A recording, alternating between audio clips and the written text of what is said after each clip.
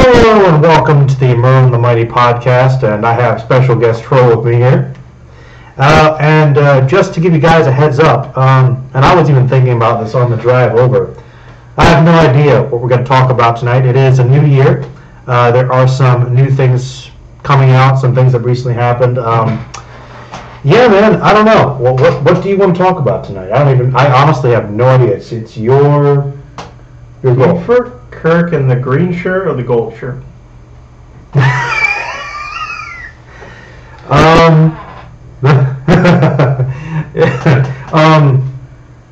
Okay. All right. Well, because I have to always make this overly complicated. Why? I know that you're looking at the figurine, but why do you ask that? It's so weird for me to see him, like, he has a figurine of, like, the three from the original Star Trek. You know, man, go grab Kirk. It's fine. Just be careful. And I'm just not used to seeing a representation of Kirk in the green shirt, even though he wore that in like half of the series almost, it feels like. Yeah, go ahead with it, man. I mean, I don't really talk about my few figurines I have here, but yeah, this is like a really old action figure of Kirk. It might be from the 70s or 80s. I don't even know. But it's just so rare to see it, because iconically it's gold, obviously. Yeah, that's the thing. It comes with the set of three with I think it does. He had like the little communicator. Well, not even communicator. Yeah, on the lower midriff. Yeah. But yeah, I don't know. That you're right. Usually you think the iconic standard action figure is with the yellow shirt, but with this one, the green one is actually Kirk's dress wear, which sometimes he's randomly in. Yeah. For no reason. You want to know something? You can really tell that the Michael Myers is based off him too. With the V-neck. Yeah. As an answer, just look at that face. that handsome face. That handsome face that'll haunt your dreams. Mm-hmm. Answer your question. I actually do think I prefer the green shirt. Yeah. I think it looks a little better. I think the fact is that the typical uniforms just don't seem to fit very well. I've kind of actually been in the mood to watch some old Star Trek, but I haven't been able to convince people to watch it with me. I know you and I used to watch a lot of Trek. Yeah. Yeah, man, we could talk about some Star Trek if you want, just about that, like anything. Oh, you still have not come to the place to sit down and watch Discovery with me. Well, I mean, that's true. I have the first two, not illegally at all, on my computer. And I've only been able to get through the first one by myself. They were that fucking bad. And I need someone's help to get through the second one. I do want to do that at some point, actually. Well, I do and I don't. You do, because you're like the same reason I need to watch that Power Rangers movie at some point. Oh yeah, you didn't see that. Power Rangers fan? Yeah, I didn't see that yet.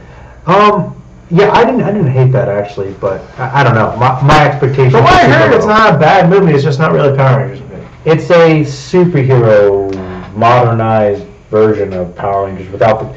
There's very little Power Rangers in it, from what I understand. Except for Rita Repulsa, she's pretty campy. She's more similar. She doesn't look like her at all. No, but she acts more like her. She acts more like her? She I feel better about that. But no, I liked it. But, then again, like I said, zero expectations. Discovery, I don't know, man. I'll get around to watching it at some point. Maybe. I don't know are they going to try to continue the Calvin line in the movies? Because, like, no one really saw Beyond. He's no one talks about it, no one remembers it, no one cares about it. Yeah, that was a good one, actually. Is that really true? You told me that before. I really liked Beyond. That was my favorite of the movies. But it's just so many people were disinterested in After Darkness. Yeah. In the Darkness. Actually, you know what? I think I'll ask you this, because this is a discussion I did want to have. Okay. This has always been one of the big quandaries for me, because I'm a pretty big Star Trek fan. I know you are too. Sometimes I worry, and I hear like this general consensus from some people that Star Trek's time as it was might be done, and that I know that franchises, and on all kinds of stories, have to evolve with the times. But there's always splitting the difference between what sells. And I'm just wondering, do we live in such a hyperactive generation now with younger people coming up that the only movies they can watch would be the Abrams ones, and they couldn't go back and watch the slower paced, more cerebral Star Trek? Like, could Next Gen be on TV now? I think it could. I mean, people like Doctor Who, that's not radically different. You know, at least in terms of special effects, it's not. Yeah. You know, people make those comments about Star Trek, but then Doctor Who gets a pass. It's more of an adventure. Like, do you think that there's a way? Game of Thrones is one of the most popular shows of our time. Yeah. And it took them 7 fucking seasons to actually get to the point where they're dealing with the fucking ice zombies that are in the very first shot of the very first episode. So no, I don't think a slow pace would be a hard sell for television series as long as you market it towards adults. You know, that's a good example. Honestly, you're right. That's a good example because Game of Thrones actually, ironically, despite its fantasy world, it's a very politically charged show in a way. A lot of intrigue. But I think the main difference is that had the advantage of gory violence and sex to sell. You have plenty of sex and violence in Star Trek. It's always been a little bit more subdued, though. You know what I mean? Like I've seen the original series. No one hasn't. Okay.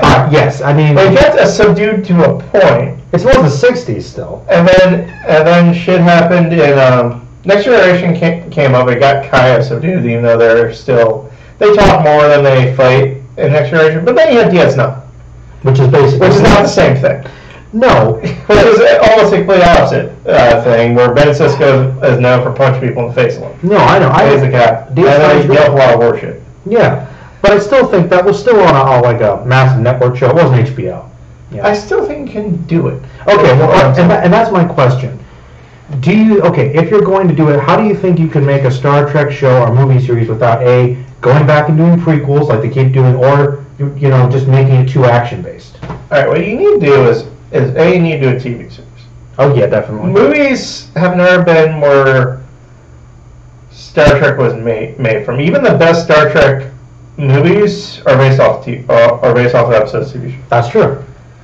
So, one, you need to do a show. 2, it needs to take place in the future. You need to keep going forward. Yes. It needs to be a sequel to Voyager, I guess. Yes. It needs to keep going forward. And 3, just do it as best you can. Like, come up with like a way to tell science fiction stories.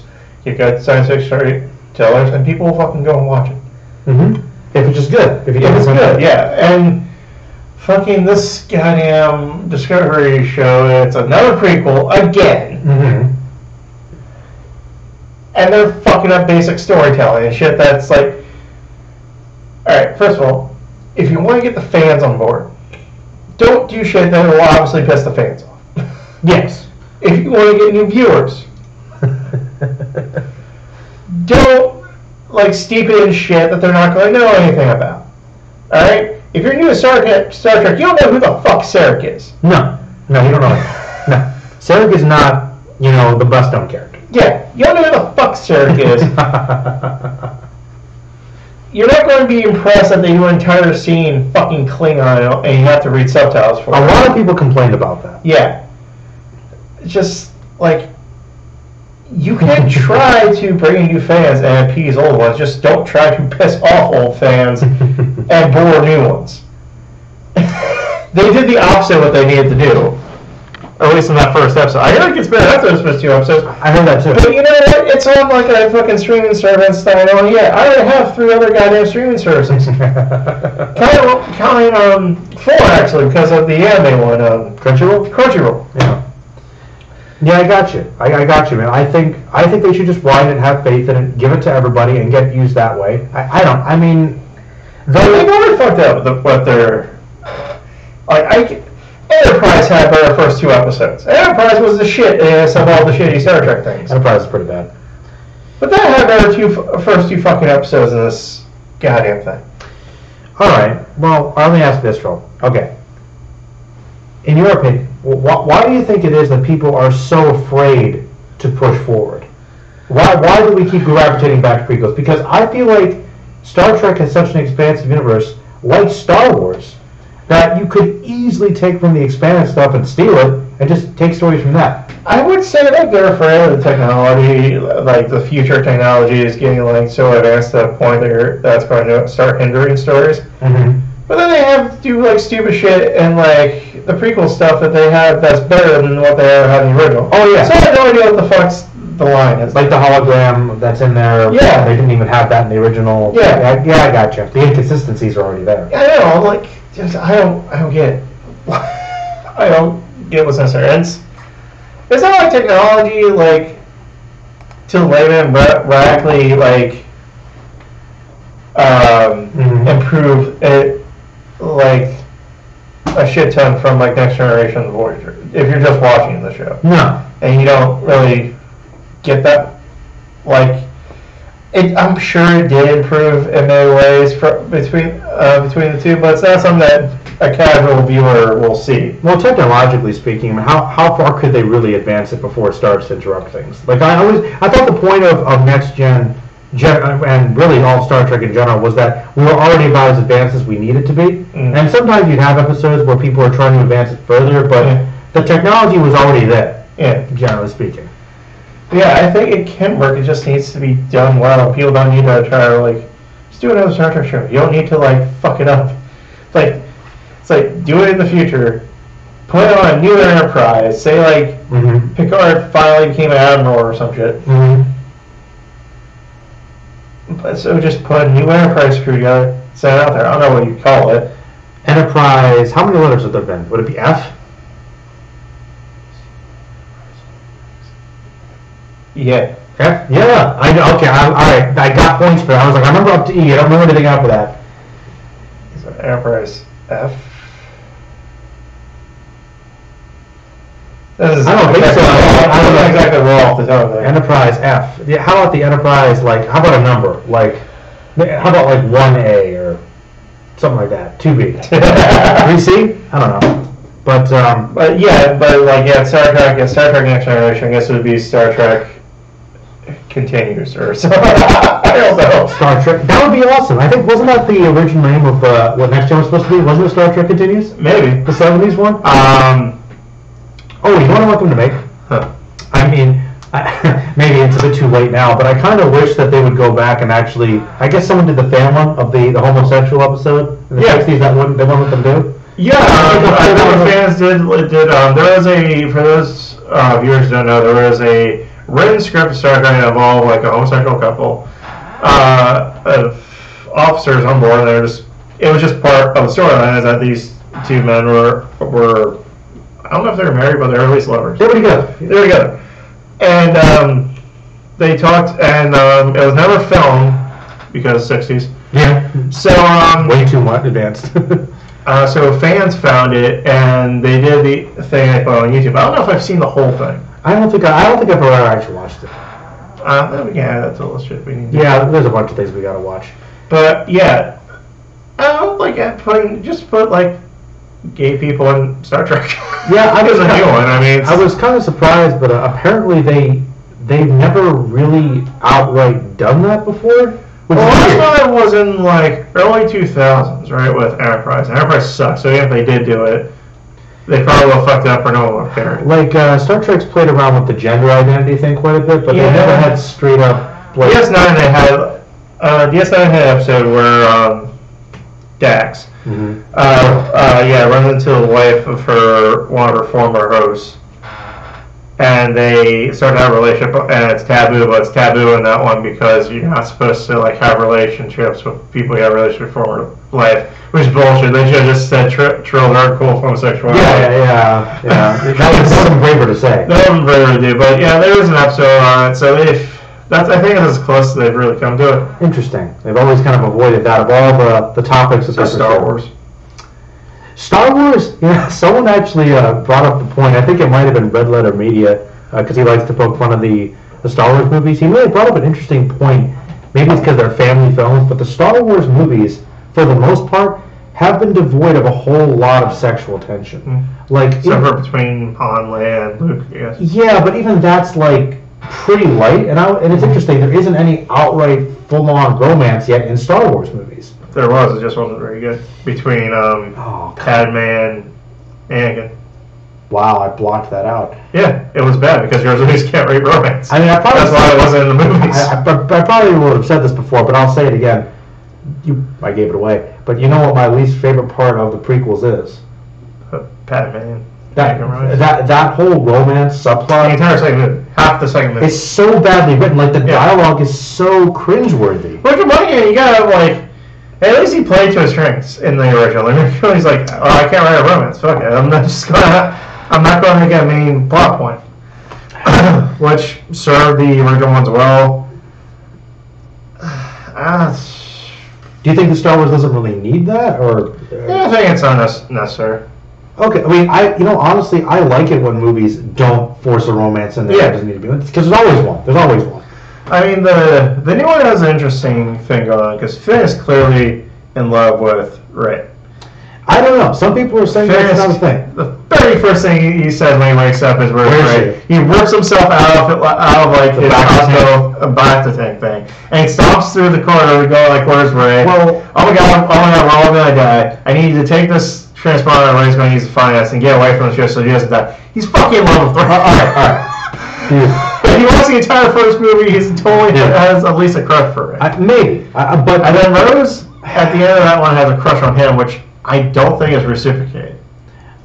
I don't know. So that's kind of interesting. They built up that whole movie building up their friendship, but everything is still platonic enough. Well, she does tell him at the end, so I think she has feelings for him, but he doesn't really reciprocate it much. He doesn't look like he reciprocates as much, which is interesting. You know, once again, and then the relationship between Rey and Kylo Ren is interesting because they have a connection there, but he fails Rey in that way. So I don't think she looks at him that way, though he might look at her that way. So they're trying to do interesting things with like romance in that one. A little bit, but it's still pretty light, all things considered. Yeah. I think.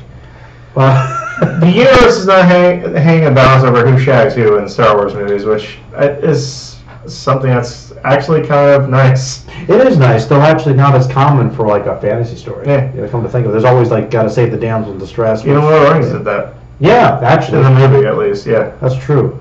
Oh yeah, Lord of the Rings. Elrond will die if you do not defeat the Dark Lord. Why? There's already enough at stake. Why do we have to add that? And you know, I'll also say this: the LOTR Arwen scenes, I think they're fantastic. Like I know that people make fun of them, and I know that they gave her more to do. And even though it was just kind of sad to move on, but I think those are beautifully shot. Really, like the scene where her Elrond's telling her what's going to happen. That is some of the most beautifully depressing stuff I think I've ever seen. In the second movie, it would have been better if she actually showed up with the elves at Helm's Deep. Yeah. Which was what they were originally going to do. And then she could follow him. Then they decided not to do it. I'm like, but why? You only have to... Yeah. You keep flashing back to her without paying it off then, because it's just kind of annoying at that point. But again, I love the books, and I wish the elves hadn't showed up there, because in the books, it was like a group of rangers that show up and save the day, and the only elf that does the damn thing is Legolas. Yeah, Legolas. I don't... Well, look, this is the thing. I think they probably... But if you're not turning into more of a character, just do it. Yeah, definitely.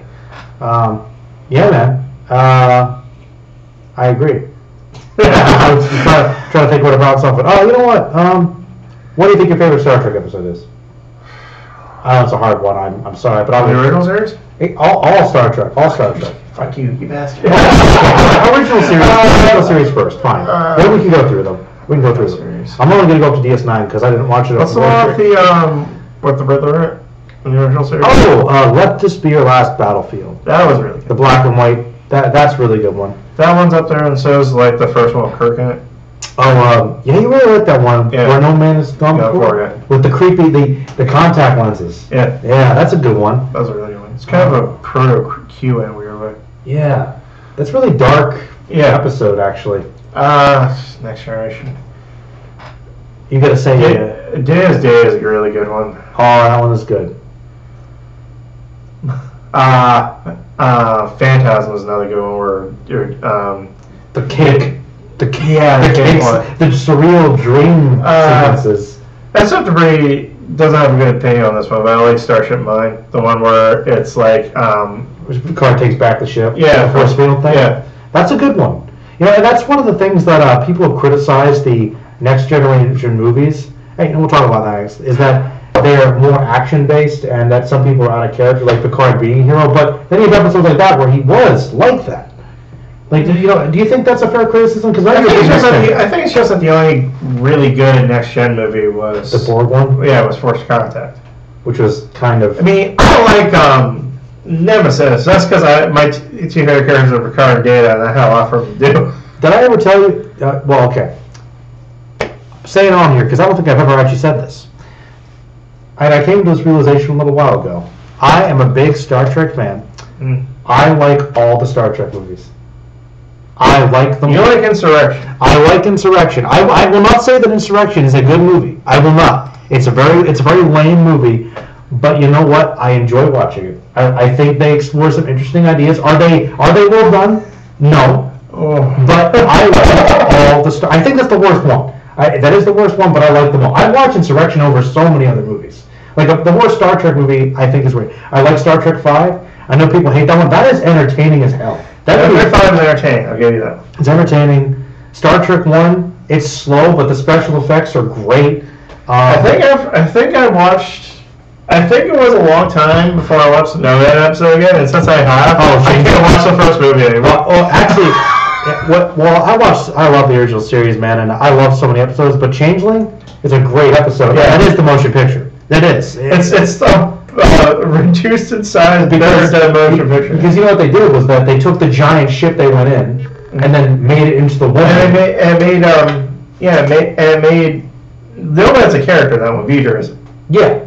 V'ger's this thing. And that sends out the thing that would be Nomad, essentially. But there's less of a sex. No, it's not connected to Nomad at all. No, it isn't. But I mean, the instead of like, you know how Nomad was the old robot that merged with the machine? Yeah. That was V'ger, spoilers. But V'ger was the ship that sent out a little drone which took over the woman. Whereas in the episode, it was just the ship was much smaller and could talk to them. Yeah. Which I like, and I think it's obviously, and that's the charm. Like it's like what, a giant colander. That's great, and that's intimidating. That when they kill Scotty and they wipe Uhura's mind, like it's intense, man. That's a good one. But yeah, I like all the Star Trek movies. As far as original series episodes, it's up there. But I really like Arena, the Gorn episode. It's classic. You picked a good one too. And I really like a lot of the Dr. McCoy episodes. Like there's one. Yeah, the one where he sees like the rabbit and stuff. And the rabbit one's funny. Have you ever seen The Empath?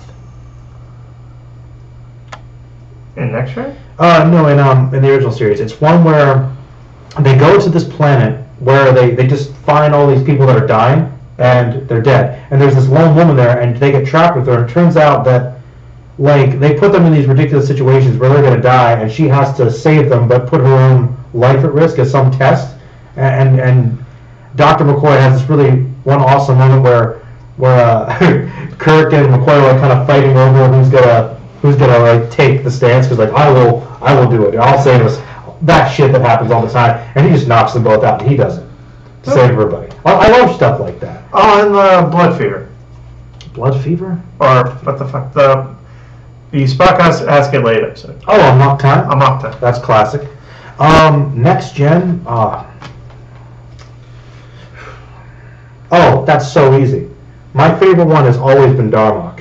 I love Darmok. I love Darmok. Best of both worlds. I like.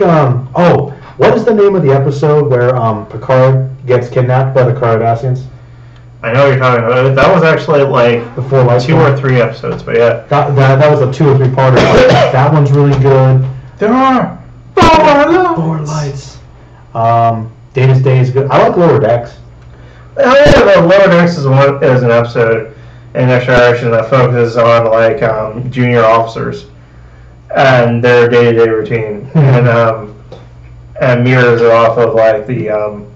From their perspective. Yeah, it shows the episode from their perspective. That's a different one. It has a very different one, especially like, and serious shit happens in that one. You know one that I always thought was a bit overrated? The one that won an Emmy. The one where Picard kind of lives that whole life in a day with the flute.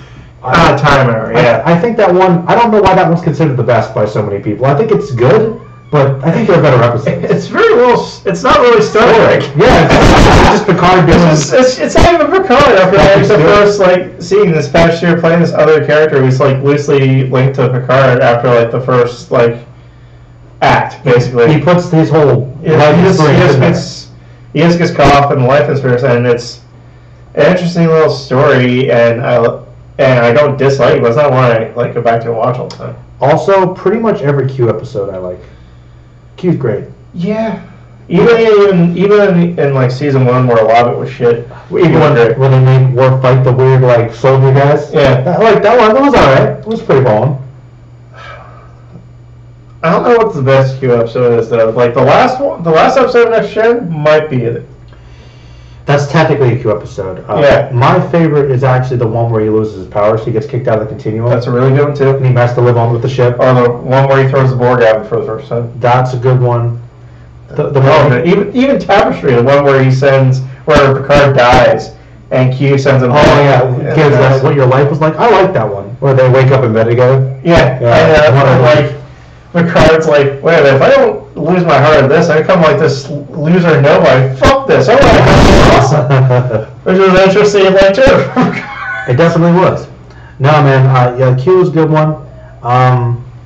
To be honest, DS9 is the hardest because I really like DS9. And DS9 is one of those shows that because of the way it's structured, you have to watch whole arcs. You can't just watch one episode. I like every Quark episode. House of Quark, best episode, DS9? It's up there. The Ascent is also really good. On the planet. That's a whenever I watch DS9, those are the episodes I go to. The Odo and Quark. Maybe because they're just one done episodes, so I don't need to watch like 5 episodes or get all. No, it's true. You know, I think that it has my favorite villain, Wayun. Wayun's a great villain. Wayun's great. Well, that's fucking Jeffrey Combs. Yeah, man, that's the Reanimator. There's going to be a movie coming out. It's an anime movie, and it's Scooby-Doo and Batman Bird and Bull, and Jeffrey Combs plays the Question again in it, so I'm definitely getting that movie. All right. Jeffrey Combs playing the Question is fucking amazing. 42 flavors. Oh, man. You know, I'd love for him to get his own show. That would be fantastic. Jeffrey Combs. I'm so happy that he was played Brainiac and Injustice 2. I love him in everything. Did he play the leader in that Avengers cartoon? Yep. That was good. You know, that's a show that I really like that people don't talk about that much. Yeah. And I'll be honest. They're replaced by a far shittier show too. Oh yeah. I hate all the current Marvel cartoons. They're made for like really stupid children with ADHD. I agree. They just suck. I couldn't get into them. I'm like, you know what? I know how Batman the animated series. Children can deal with better fucking cartoons. Well, you know my biggest issue with that isn't so much that they made new cartoons. That's fine. But what's worse is that not only are their cartoons inferior, but they interrupted stories that could have been finished with both those shows. With Spectacular Spider-Man and with the Avengers Earth Mightiest Heroes. Never got to completely finish. I mean, not in a bad way. Like just all these shows just fucking suck. Right. And you're like, you know, yes, I'm an adult now. But I can tell all the difference between good and shit. No, alright, look. Same thing goes fucking triple for Teen Titans Go. No, there's definitely quality. Like, kids might watch it, but there are different levels of quality. And I will say this, and you might not agree with this. This is probably something no one will ever say, but I know that the Marvel Cinematic Universe is really good for the most part. Mm-hmm. People love it. But my favorite version of the Avengers is in that show. Maybe that's because that's my favorite version. Well, one, it's my favorite version of the Hulk. It's a good Hulk. I think the only one that's better in the movies, Captain America. Is Captain America. Yeah. He's a little more standard, but yeah, I think maybe it's because it's animated, but it's also because they can do more comic booky stuff. Like all the great Avengers villains and storylines are in there. Yeah. Basically. Well, Black Panther sucks in that version, but yeah, but he was still a lot powerful. Yeah, he was. Yeah, he just had no personality. He was better in the movie. Remember that joke where they're like, "We forgot you were here." Yeah. No, the movie. Oh my god, I forgot you could talk. Oh yeah, because he didn't think that he was literally just in the background. That version of Wasp was awesome. I just love that show. Like, even when it got weird, it got weird near the end. I still really liked it. No, I really like that show. I love Spectacular Spider-Man, though. Yeah. I am, and that's one I wish would keep going, because that's probably my favorite. Well, I don't know, because I really like the '90s show. The '90s show holds up pretty well. And which one do you think's better? I know they're both really good. Quality-wise, probably Spectacular Spider-Man. They didn't do like dirt poor shit like just recycling animation over and over again. True, technically speaking. But yeah, but those long storylines though, and all those villains, and the adult Spider-Man, and the voice acting. That's what fucking stellar in the original. Spider-Man's voice. Prince Eric from that guy.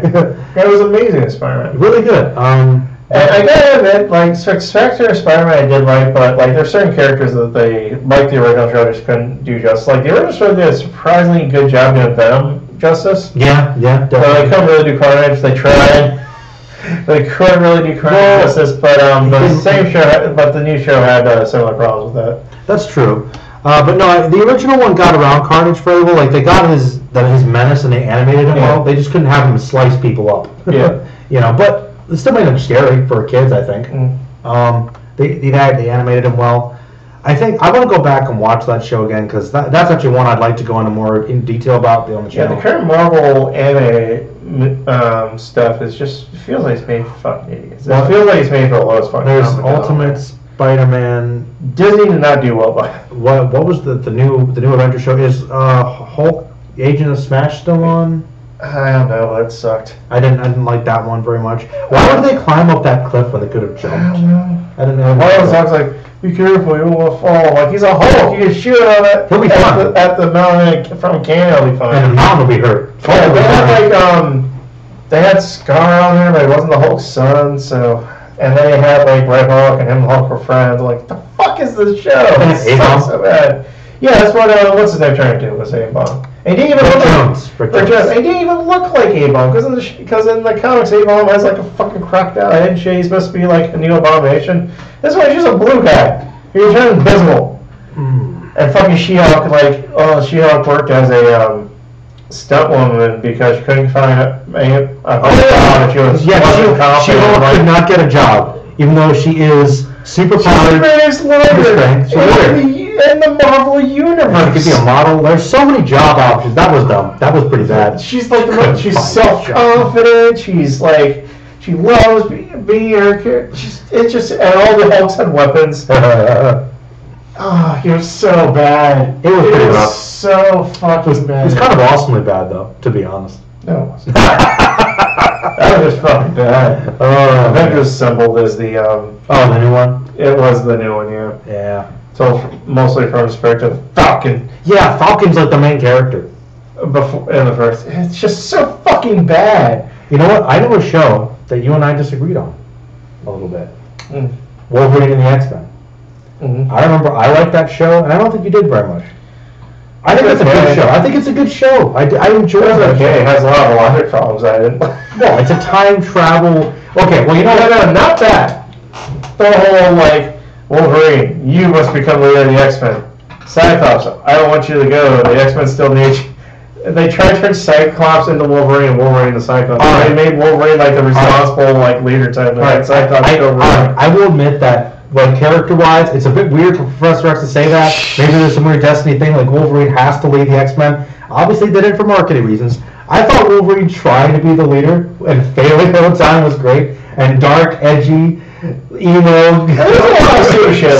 There's this point where, like, okay, they need to get Storm into the X-Men, of course. Yes. So they decided to use her nemesis, Shadow King. Yeah. But at one point, it's like, oh no, there's it's Shadow King thing is causing her storm powers to go haywire, and she lives in a little village in Africa. But when they show like the aerial view, the storm just taking over the entire fucking continent, like.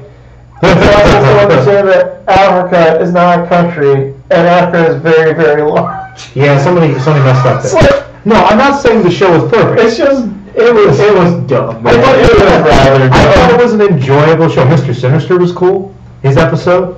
Okay, but you know what? I like Cyclops a lot as a character. He might be my favorite X-Men. Can you understand that? Yeah. See, what I bought was, it's unrelated. We're talking about I was talking to Tiefling the other day, and he wouldn't accept it. He's like, you don't like Cyclops that much. And I could tell him that you did. No, I really do. I like the character, and maybe it's because he is that upstanding leader guy, but ironically, that's my favorite thing about him. Yeah, his power is silly. You should read the Storm comic I got, actually. It's follow Storm, but one of the problems is that Shadow King's fucking with things. One of the things he does is he convinces Cyclops to go kill the X-Men and then takes over Black Panther. So Storm has to try to save Wakanda and the X-Men. Oh. And it's really good. Storm's my favorite X-Men character. I was about to ask you, Storm was your favorite? X-Woman, I suppose. It's not Beast. No, like Beast. I like Beast, but no. Storm's my favorite. Storm's up there. Honestly, pretty much everybody who was in the '90s show, except for Jubilee, I like. I love that. That's not. I don't dislike Jubilee either. Oh, Jubilee. I mean, look. Like in the show, she wasn't well done, but like as a character in general, I think she's alright. She's not bad, but she's never been the most impressive. She's like Dazzler, except Dazzler's better. She's Wolverine's sidekick. Yeah, Wolverine's daughter, essentially. Mm-hmm. Right? They didn't mess with that at some point, did they? No, it's just like she's like she's his Jason Todd sidekick because first there was Kate Bride, then there was Jubilee, then there was X-23. But there was never Rogue, like in the movies. How'd you feel about what they did to her in the movies? Do you miss the whole... It worked okay, but I wanted the classic Rogue. I want the classic Rogue in the fucking comics. Goddamn, I don't care. I wanted her to be fly, super strong and awesome. She hasn't been like that in a long time. I know. They gave her shit powers back. It's like, I can just absorb it. It was like, fuck that. I want you to fly and be awesome. She's badass. Like, Rogue... In the show, Rogue powers, basically. She did. She took her powers, and she was the tank. I remember in that episode where they fought with the Shi'ar super guards. She was like the only person that could like just withstand those people. She kicked ass and took names. I love her. And I like her hair, her awesome '80s hair, awesome hair. Yeah, mane. I always wanted her to get to that point in the X-Men like movies, but it never happened. No, they made her a bit more depressing and made her not want to have. I mean, I can understand her not wanting to have the powers in the cartoon, but they showed that she was awesome and could be of use. And, didn't want to just give them all up. Well, she always wanted to lose like her suck your life out powers. Yeah. So she can fuck. With let's just be real. No PG kissing with Gambit. Yeah, she just wanted to. Well, all right. Let me ask you this. Okay, they found a little while now in the comics actually with the power napping colors they invented. Well, all right, okay. They had to rewrite that in the comics, but this is a legitimate question. I thought about this. Okay, since we're going there, it's always bothered me. I feel like there was a way to get around that. They have condoms like condoms like with latex. They should have been able to figure that out. Like why? Wait, are you telling me? Okay, yes, it wouldn't be sensational. Those two would definitely have figured a way around. I'm just saying, Gambit and Rogue have found a way to make it work. I mean, like, I'm sorry. They would have. Like I was saying, condoms like with latex. Man, I think they were together for a bit in the Ultimate X-Men comics before Gambit got killed. Oh. But I assume they had sex in those comics with similar methods. But I would have figured out a way around it. I never really read much of the Ultimate X-Men comics. Were they good? That's the same problem with a lot of stuff in the Ultimate Universe.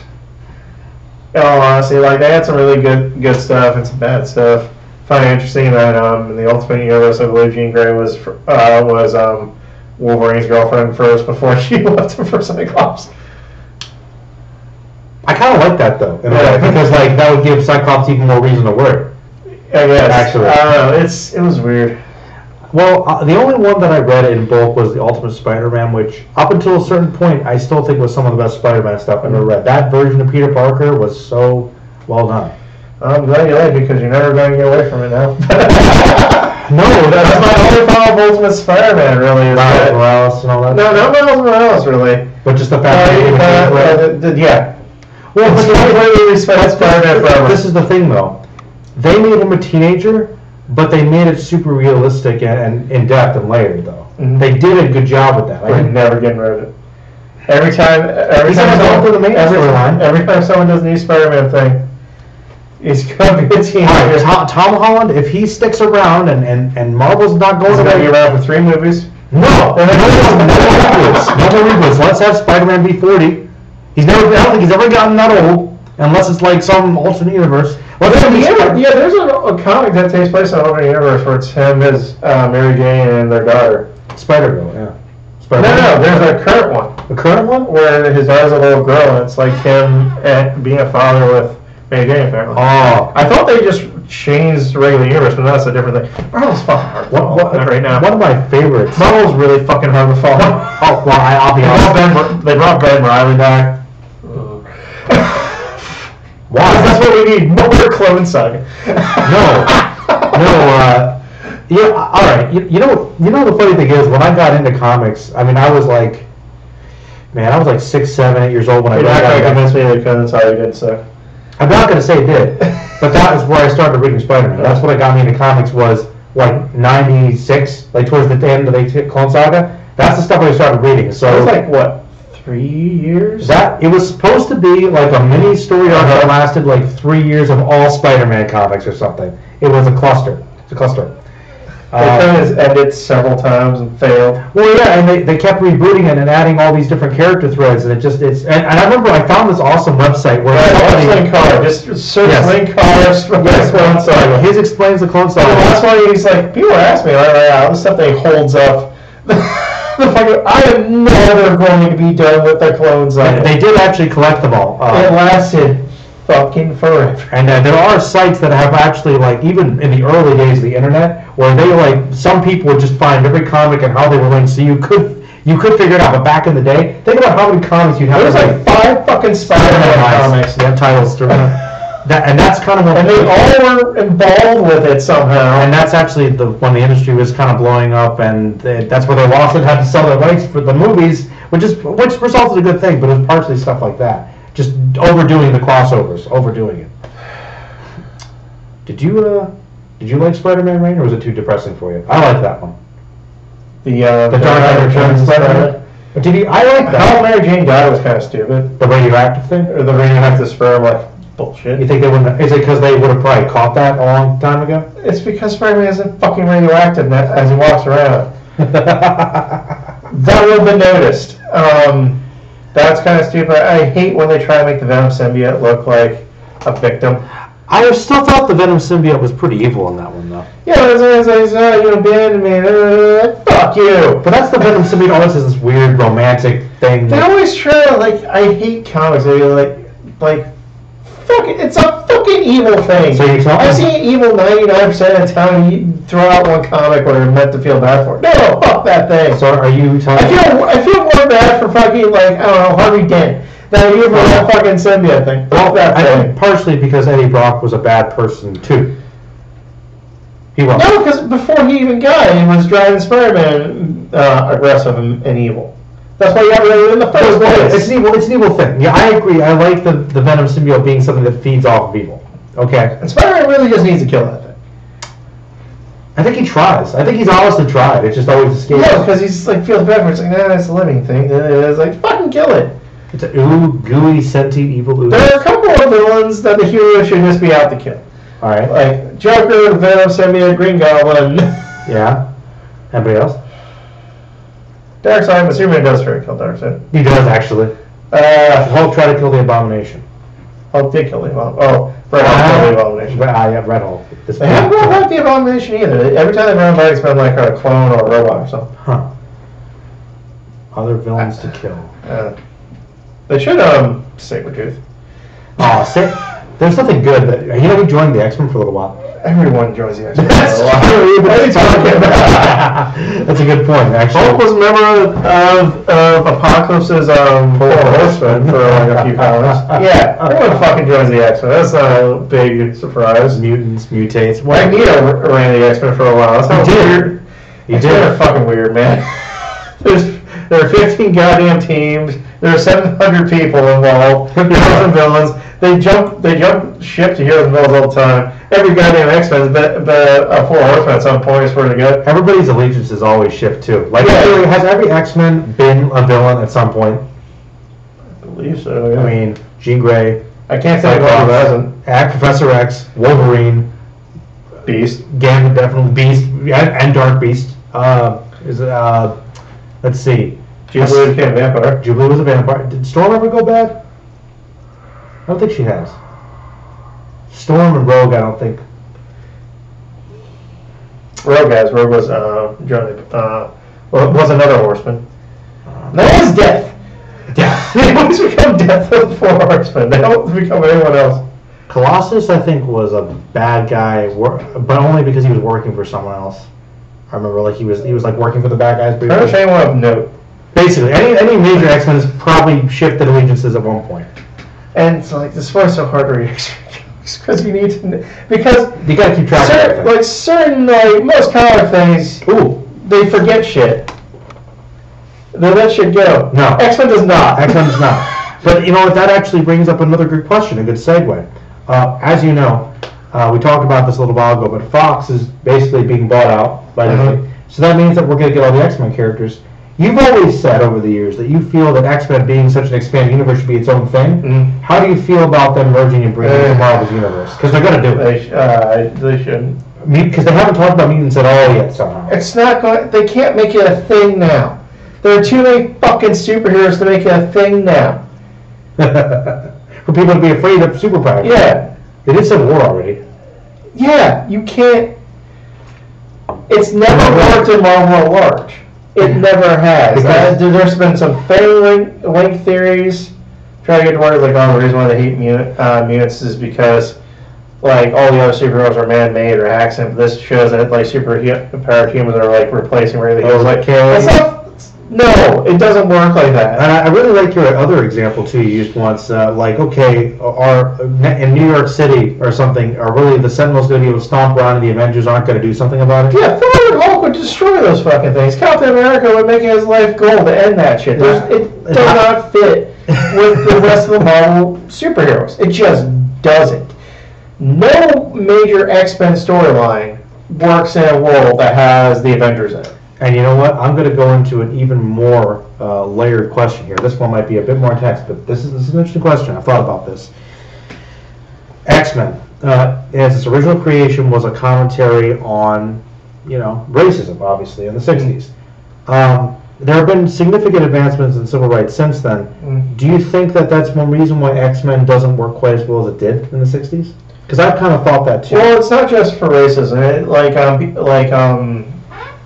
Gay and homosexual people have also basically it's all marginalized people is the idea. No, I get it, but I feel like part of the whole mutants themselves being a subjugated class, I feel like that storyline isn't used as much as it used to be. They're just kind of more accepted now. Like, remember? Also, it's just because there's only so many times you can do that. You can do that. Like, in all honesty, my favorite storyline, I think, from kind of around the House of M time when Joss Whedon was actually writing the books, the X-Men just went into space and fought aliens for years. Like, there was no anti-mutant stuff. There's this great one where Nightcrawler is eventually scared to show his real face out in public. There's one where Wolverine fucking convinced him, like, look, man, just turn off the fucking hologram while we're out among these people, see what happens. And he does it, and people don't freak out. People look at him, some kids say he's cool. One guy's an asshole to him. But that was it. And he's like, alright, this is the thing now. And that's an improvement in our society being shown in the comics. And it shows that all the shit the X-Men have done throughout the years hasn't been for nothing. They've advanced. Yeah, advanced. Good point. There's a point where you need to, like, the X-Men can still work, but you need to kind of explore some new things. Yeah, continue on more. And I think they said that in the new comics. That's what they're going to do. They're going to focus more on the X-Men as a superhero group that has a metaphor for civil rights. Which is that taking something away from X-Men's core though? Because that's what I would like to see it, just because it would be nice to see a superhero comics about them being superheroes, not about something like that in the Marvel universe. I'm sorry, but Marvel comics started going bad for a while. Then they added feminist elements to it, and they still were going bad. And then the people at Marvel were trying to complain that people not reading the comics had to do with feminist elements, and not because they were being bad. No, but you're right. The storylines they're making weren't particularly interesting. Yeah, and I'm sorry, no Thor fan was happy about Thor being a woman. But it wasn't Thor being turned into a woman. The dude Thor, it wasn't Thor. The character, had his powers ripped away from him. Told him he wasn't good enough to use them. All the other people who used them before were told they weren't good enough to use them, but Jane Foster was able to use them. For you to understand this, imagine if Wonder Woman got her powers ripped from her. None of the other people like Donna Troy or Hippolyta were told they couldn't use powers either. None of them done anything wrong, but then Steve Trevor was given the powers of Wonder Woman. That's what you need to understand. That's why fans fucking hate it. They hate it because, like, oh, woman's using Thor's power. That's whole terrible. No. That's the fucking reason. Because they did that bullshit. Well, I know that they're trying to mix things up, but that's the thing that we're doing the last couple of years that I don't get. Let's make Captain America someone else, or Wolverine, someone, kill off the characters or replace them with someone else in the costume. It's not the same character just because they're wearing the costume. You're not, especially with Captain America. They would, and in fact, people are like, no, oh my god, it's racist people don't like Black Captain America. It's not Captain America.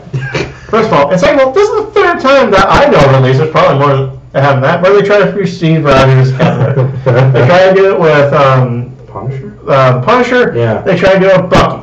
They didn't last people want fucking Steve Trevor back. It's not racist all of a sudden that didn't work a third fucking time. People want that character. You can do different stories with those characters. Just make new characters. Give the Falcon something else to do with his own stories. Like he's a separate character for a reason. Yeah, it's people don't like fucking Captain America because he wears a spraying outfit and throws a shit. They like him because he punched Hitler in the face. Yes. And you can't make the Falcon just get someone else who punched like Hitler in the face. That's why, like, all right. I'm one of the biggest Batman fans, you know, right? You're up there. Might be the one. There was a time where they killed Batman off for a bit. I remember. He was actually sent back in time, but we're. Yes. And Dick Grayson took over his mantle. You know how many Dick Grayson Batman comics I bought? None. Yeah. Because it's not Batman. It's not Batman. Batman isn't just a fucker who's wearing the costume.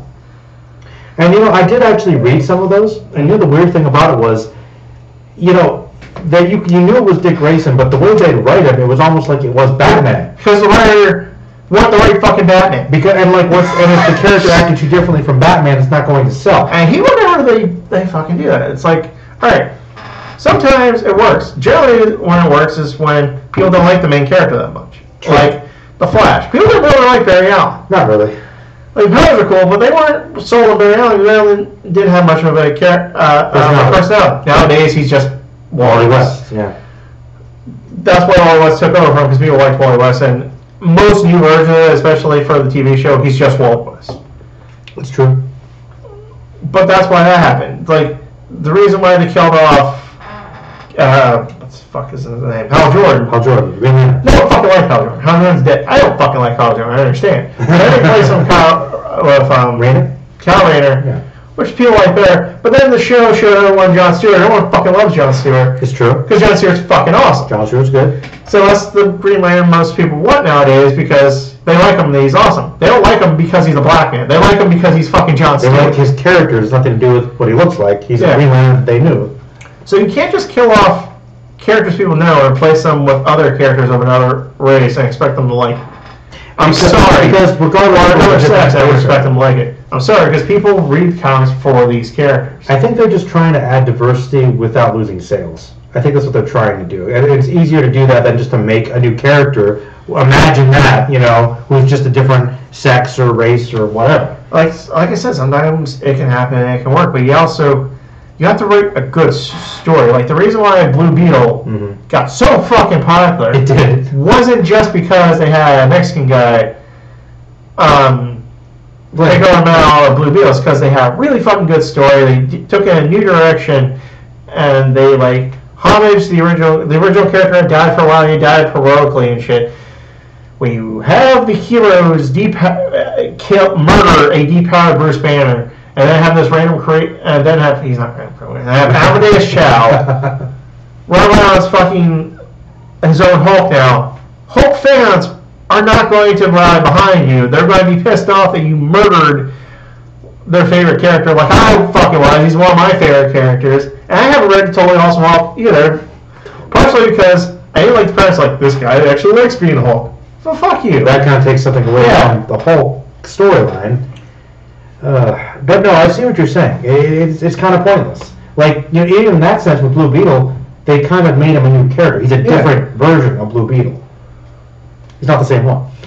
And you know, he's a different person, different character, and they made him. And the best one right now that I can think is that they've gotten rid of Power Girl somehow, and they replaced her with this new black woman who's now Power Girl. I'm like, sorry, but if I wanted to buy a Power Girl comic.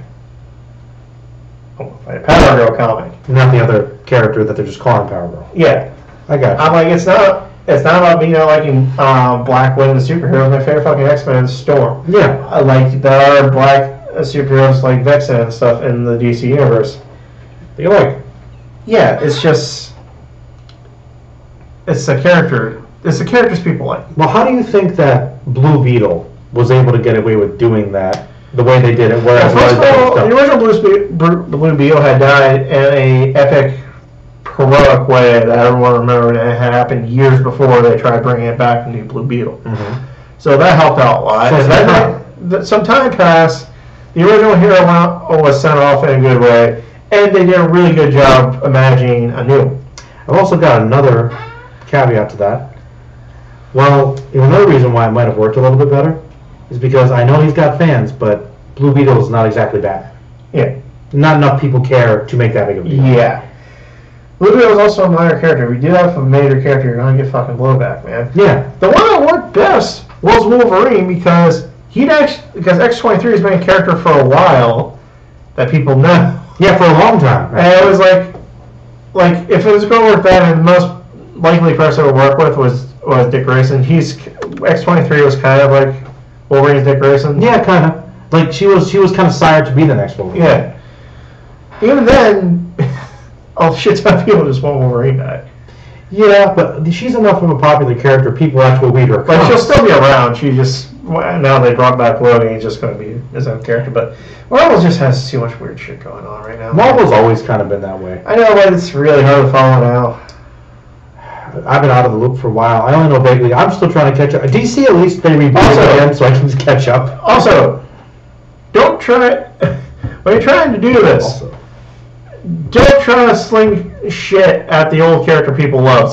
Because that's what happened with Captain America. Oh, you don't like our new Captain America? Fuck you. The Captain America is Nazi. That didn't make anyone want to read the new Captain America. Did. I think people literally protested that. Oh? That wasn't funny. I remember thinking that was some bad joke. Is this a fake comic somewhere? Also, don't have in your comic your hero complaining that people don't accept him as a replacement because he's black. I'm sorry. It's like Falcon. People, no one likes me because I'm black. I'm like, no, they don't like you. You're fucking Falcon. Wait, but you don't think that he actually did that in comic? You don't think they made movies made Falcon? The Falcon in the movies has so little to do with the Falcon from the comics. But he's the Falcon. On your left. No, but in all honesty, Falcon sucks. He's okay in the movies, but Falcon's lame. Falcon's lame. But why is Falcon lame? Why is Falcon lame? Depends on he flies. But the Vulture flies. Vulture flies. And he's cool. I like the Vulture. Well, first of all, Vulture is a villain. Yes, but villains are automatically cooler. Because we got that. Oh no, he's a villain, and he has a better. He's got the nose. He's got a better look to him than. He looks more like a Vulture. Especially. Okay, the original Falcon outfit is white with fucking red. With the wings, he looks bad. Alright. And he's got the head cap thing. Yeah. He don't look good. No, the original Falcon costume is really rough. Oh, man. He sucks. I'm sorry. Your Falcon's always sucked. No, yeah, it's like the robot chicken skin. That's what I always think of. It's the Falcon. The Falcon's just terrible. Yeah. He's awesomely terrible. But I look forward to it. There's a new Black Lightning TV show coming up soon. Oh, yeah, that's right. You told me. What network is that going to be? CW. It's going to be part of the Arrowverse. I like Black Lightning. He's one of those characters that hasn't gotten that much traction. And the TV show, apparently he was a retired superhero that's come back to being a superhero again. So I'm looking forward to that. I'm looking forward to the new show. You know the version that people would know Black Lightning the best. Star Trek. Superhero Star. I don't know why Barney was kind of bummed out. Bummed out was Star Trek. But they wouldn't have the balls to call him Black Lightning. Just do it. I think Black Lightning and Star Trek have different backgrounds and characters and shit, but. It's Black Lightning. Yeah. It sounds cool. I don't know much about Black Lightning actually. I know more about Static Shock.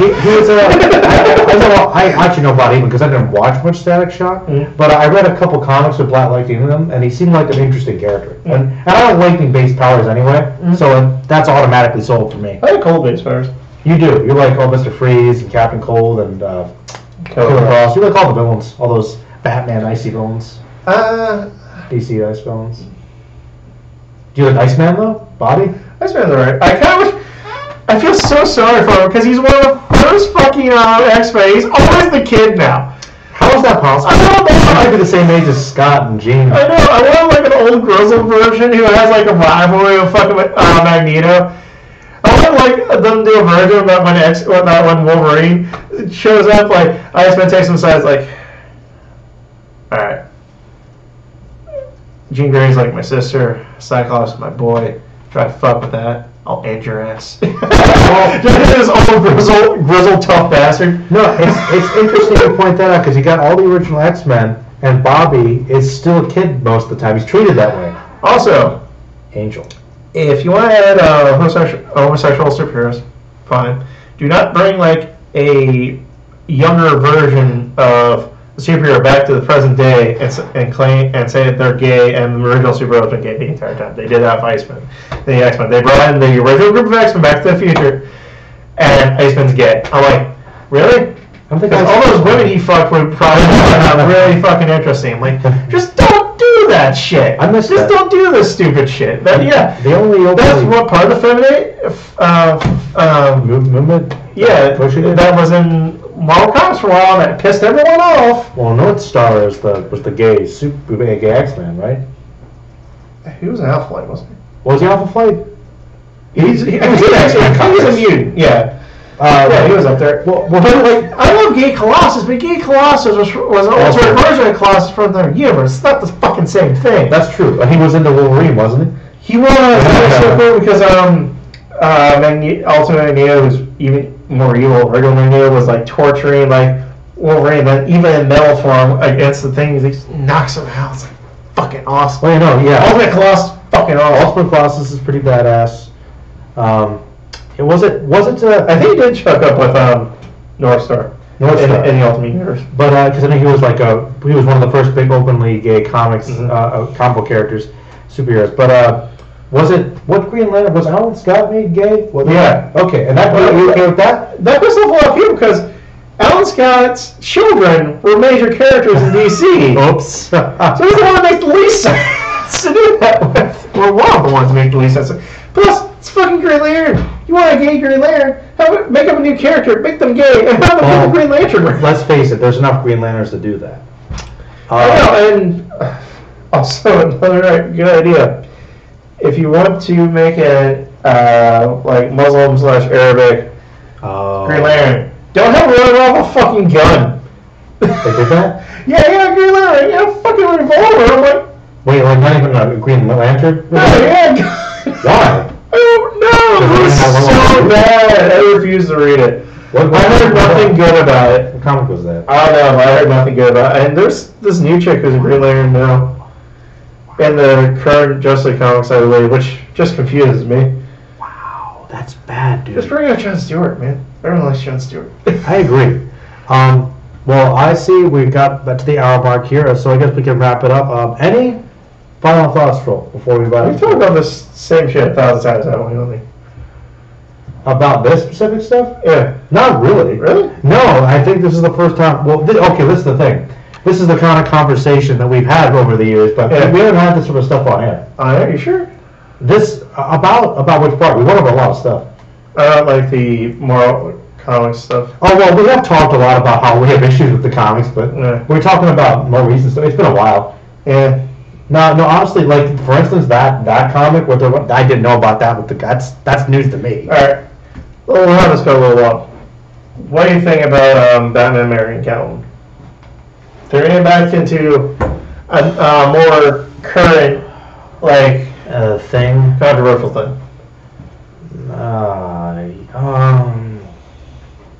right. I want to say that I'm okay with it, and I know a lot of people want that, and I'm okay with their romance. It's not something that I think is a bastardization, but, and I know you and I have different perspectives on Batman a little bit. I always like my Batman to be obsessive and to the point where you really can't form really great relationships with people. At least not consistent romantic ones. I don't like that because I like my Batman dark. I like him to the point where he's more focused on taking down crime to the point where he doesn't have time to have that relationship with Catwoman. Plus, the whole dynamic of her being a criminal, I think, was one of the things that made it interesting originally. Then settling down, I mean, I like her. I mean, he hasn't been an open bad guy criminal for a long time. I know. So, I mean, I don't hate it, but it would not be what I would do. Well, my favorite pairing is, of course, Batman with Wonder Woman. I know. But I like Batman with Catwoman. I do. Yeah. And since Wonder Woman's with Steve Trevor right now, it would happen anyway, so I'm kind of fine with it. I wish it was done by a better writer. Okay. Because the current Batman writer is not very good, in my opinion. But that being said, I don't think it's a bad concept. I think it could lead some interesting stories.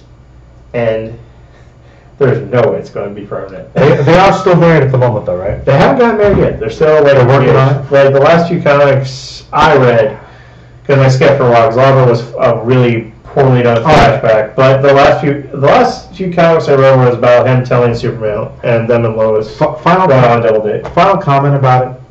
One of the most interesting things about Spider-Man, despite what they thought with One More Day, the fact that he could maintain a marriage, which not many superheroes can do, and that still brings up conflict. Batman having to have a relationship like that, be a superhero, for them to have struggles dealing with that, could be interesting. It also helps that Catwoman is someone that can actually go out And help it. and she's a character that's part of that world. There aren't very many superhero couples. Yeah, as Married with each couples. other. Yeah. No, that would be different. That would be interesting. I don't know if that's the best. It's not the same as with Superman and Lois Lane, where one's a superhero, the other is not. No, well, that's a different dynamic. But I think it could be good. You know what it is? It's something different that I wouldn't hate to see. Not super excited, but wouldn't hate it. Actually, going back to the X-Men, that's one of the few times you actually do see. Yeah, because they're all big family basically. Yeah, working together. And Fantastic Four, I guess, but that's a whole other kit and caboodle. Yeah. All right, man. Well, yeah, I guess we can wrap it up. We kind of discussed a lot of different things. Start off with the dress shirt for Captain Kirk, and then So you went with green, right? I did go with green. I think so. What, you never answered my question. Did you like green too? Well, I think green actually does look better on, but it's weird for me to see things that aren't like the original series. Yeah. Did they ever? No, it's only the original series where it wore green. Like, I'm fine with the gold one too, but I'm more used to the gold one being like in depictions of them. Huh. You know what I really like? I like Spock's dress uniform. I think it's like a light blue with like a sash or something. I think I don't like the sashes. I like the medals. I like the fact they use old school medals in Star Trek. I think that's cool. But all right, man, I'll wrap it up, and I'll have you on again sometime. All right, everybody, gonna be signing off tonight.